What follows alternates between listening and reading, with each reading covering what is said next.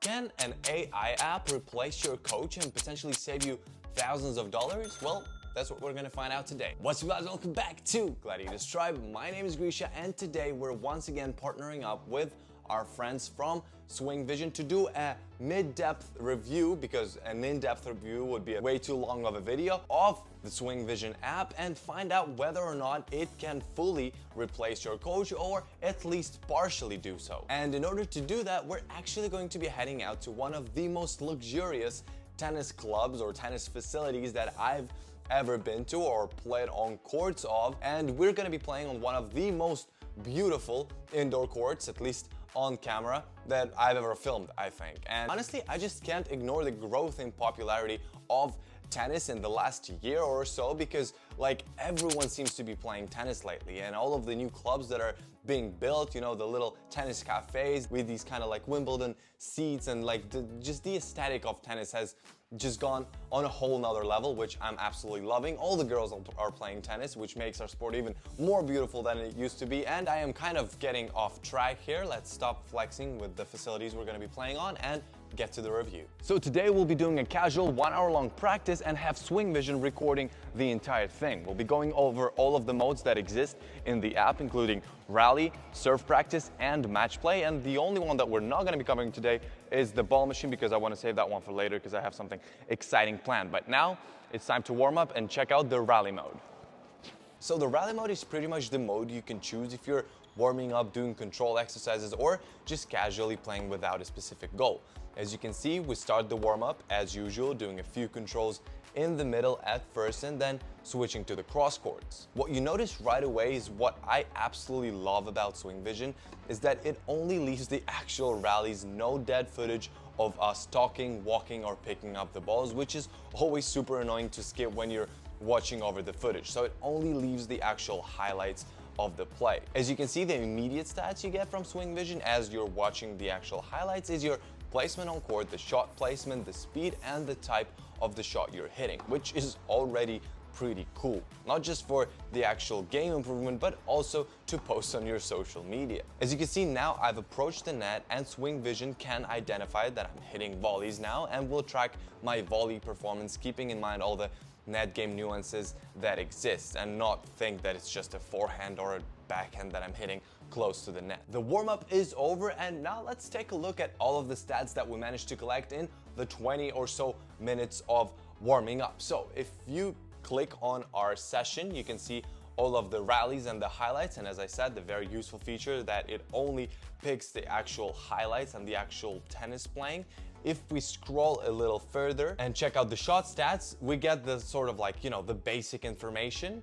And if you want a more detailed analysis, you can go ahead and press show advanced stats, and this way you will get the stats of your forehands and your backhands and just a more sort of detailed analysis. So my overall shots were 77% in, which is actually, you know, pretty good. We did 202 shots per hour, which seems a little low, but yes, longest rally was 18 shots.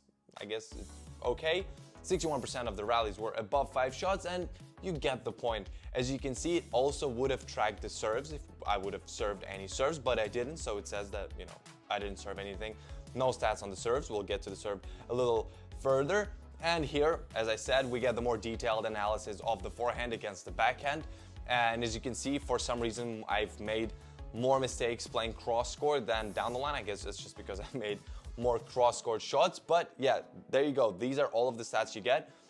75 kilometers per hour average cross-court speed, not bad. But what I have to mention here is that to the speed that the app actually shows you, you have to add about 10 to 15%, because the way that SwingVision measures the speed of the ball is not like on the ATP or WTA tournaments where they measure the top speed at like the highest point. SwingVision actually measures the average speed, so it's always going to be a little bit lower than, you know, your top speed. So you just have to add about 10 to 20% to the speed that is shown in the app to get your top highest speed of the shot. As you can see here, we can also see the placement of the shots, and it makes sense that most of my shots went to the middle because we were doing a warm-up, so that's why it's like 50%. Most of my shots went over the service line, which is, something you'd come to expect from a professional tennis player.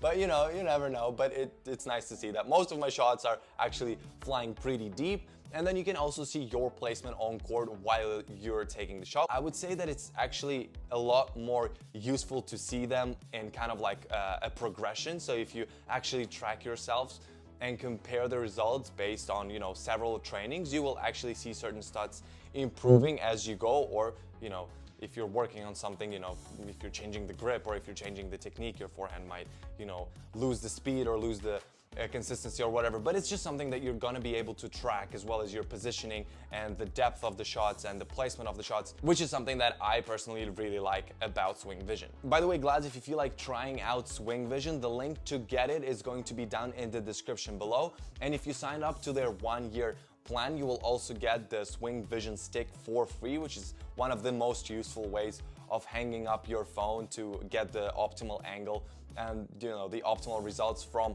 SwingVision. You'll get it for free. It's worth like $100, so it's not a bad deal, and it's actually something that I use myself since I've received it to record myself whenever I need to hang my phone up somewhere. By the way, one thing I do have to mention as well is that accuracy of the app might vary depending on how you set up your phone, first of all, of course, and also the surface. If it's like a clay court that is old and the lines are kind of like, kind of sunk into the court, you might get some inaccuracies. Because it has happened to me where I put up the camera when playing on clay courts and the shot is like this much inside the court and it calls it out, or it's this much out and it actually calls it like on the line, which really pisses me off because I like things to work really well. But I can't blame the app for that because some of the courts, clay courts are horrible. I don't like clay. The app doesn't like clay. I don't know why we're still playing on clay, but hey, that's a topic for another day. But now it's time to warm up our serve, and for that we're going to be using the serve practice mode, which is a mode where the app primarily focuses on tracking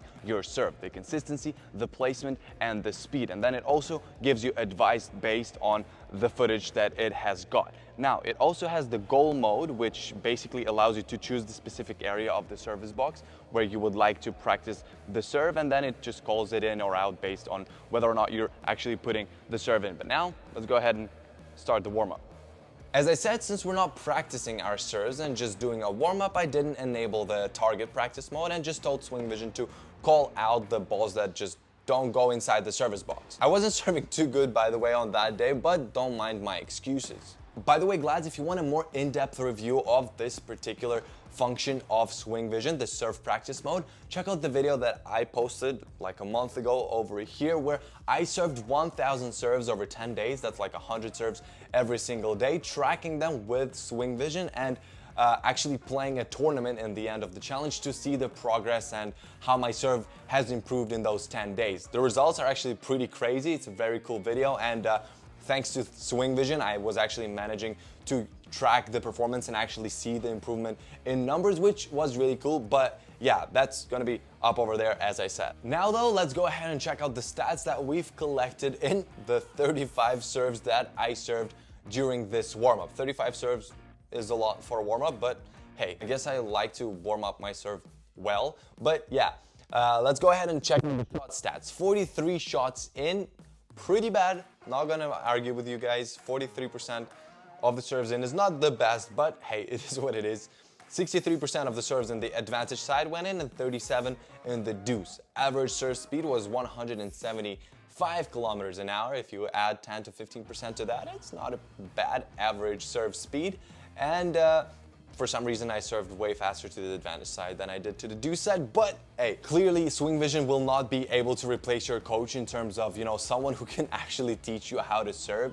If you don't have a good technique, if you don't know how to serve, you're not going to be able to learn with just SwingVision. You need someone to actually teach you and tell you all the nuances about the technique. But what SwingVision does better than the coach, like way better than the coach, is actually give you a very solid and objective view of your actual current serve state. If your percentage, your placement, your consistency, and these stats is just something that your coach wouldn't be able to count and keep in their head. So that's actually something that I really love because I'm a person of numbers, and I think you would really appreciate it as well. But yeah, I guess we'll only know if you try. But now it's time to play a match, and for that we're going to be using match mode. And here SwingVision will be tracking all of the shots that are happening on the court. You can pick the amount of sets you're gonna play, the amount of games in the set, and just basically set up the rules for the match you're gonna be playing.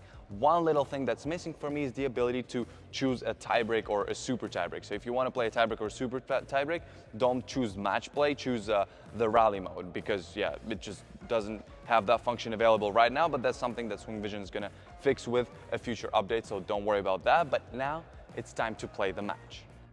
As you can see, you can also connect your Apple Watch for an easier setup, for better point tracking, and to challenge some of the calls that you doubt whether it went in or out. But today I forgot my Apple Watch at home, but you can still do everything without it. It's fine, it's no biggie. We'll figure it out. But if you have an Apple Watch, it's cool because it's actually a useful addition to the app. Since we play just a tiebreak though, we don't have the scoring, but here's some footage of me playing a tournament which I filmed with SwingVision where the scoring worked really well. Alright, in terms of the stats that you get while you play, they're pretty much the same as the ones you get in the rally mode. The only thing that changes is the scoring, which actually happens automatically, and it's a feature that I absolutely love about SwingVision. When you're setting up the match, you can pick the scoring format. It can be final score, game by game, and point by point. If you don't have an Apple Watch though, you can only use the final score feature, which does a pretty decent job at scoring if you set everything up correctly. Game by game is obviously more accurate, where you choose the player that won the game after every game, and point by point is even more accurate, where you choose the player that won the point. And then there's also the mode where it's pretty much like point by point, but you also select the type of shot that won the point. But honestly, this mode is way too advanced for me because I just can't always keep it in my head to actually, select the player that won the point after every point and then also specify the shot. But if you're gonna be able to do that, it's gonna be the most accurate way of scoring. Another pretty cool feature that is implemented in the app that can actually be very useful for some of you is the filter function. You can actually filter out the rallies or even the shots that you would like to see and check based on their length, point winner, or who won the point, the type of shot, and that's actually pretty cool. Also, you can even do it by the scoring type, so if you want to only see the break points or only see the deuce points, you can do that. So it's a pretty useful feature that I sometimes use myself as well, because from like a 3-hour long match, I can remember a certain point that was at like 15:30 or that ended with like this type of shot, and I only want to see this, and I don't want to see the 100 points that we've played and actually like go through them, and it can actually be very useful. So that's definitely a feature that you should check out if you're gonna end up trying out SwingVision. So now let's go ahead and check out the match stats from this match, and as you can see, we played 119 points. Here we have the score. In the shot stats, we get pretty much the same overall stats of your ground strokes. You can go ahead and click show advanced stats to get the forehand and backhand analytics as well. But here again, we get the serve stats as well, because unlike in the rally mode where we didn't serve, here we actually served 57% of the serves in, 62% of the serves in on the deuce side. Not ideal, but not too bad. 21 shots longest rally, which is actually impressive for just, it's a match. It's not like a warm-up where you're just chill. You're actually like intensive long rally. It's pretty cool. And what is more cool here is the match stats, where you actually get the analytics as if you were playing like an ATP or a WTA tournament, where in the end of every set or in the end of the match, you actually get the stats of your winners, unforced errors, forehand, backhand winners, down the line, blah, blah, blah. And it's like super detailed, and I actually really love it because it's very easy to understand. You can also get AI advice from an AI coach, where it takes all this information, packs it up, and kind of just spits out sort of like things you need to work on. So it can tell you, hey, 50% of the shots that you went backhand down the line, you won, or 50% of the shots that you try to go inside out to his backhand, you lost, or something along those lines. And it's actually pretty helpful because it really well shows all of your strengths and weaknesses and things you need to work on, or that you can count on in like those really tight situations. So like if it's like a advantage or a 40-all score, okay, maybe it's not a good idea right now to play backhand down the line because most of the time I miss it. The AI coach is only available in the highest tier of SwingVision, which is the one that I have, the SwingVision Max.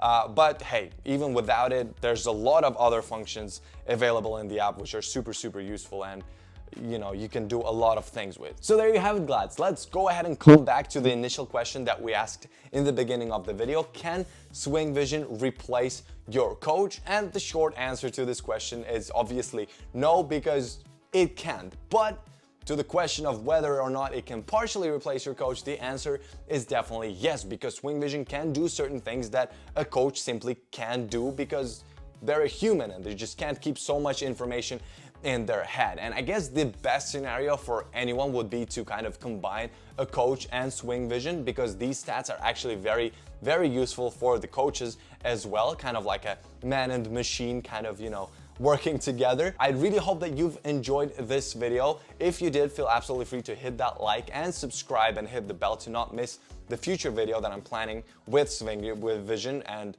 a ball machine. And yeah, as always, my name is Grisha. You're watching Gladiator Tribe, and I will see you glads in the next one. Bye-bye. I just need time.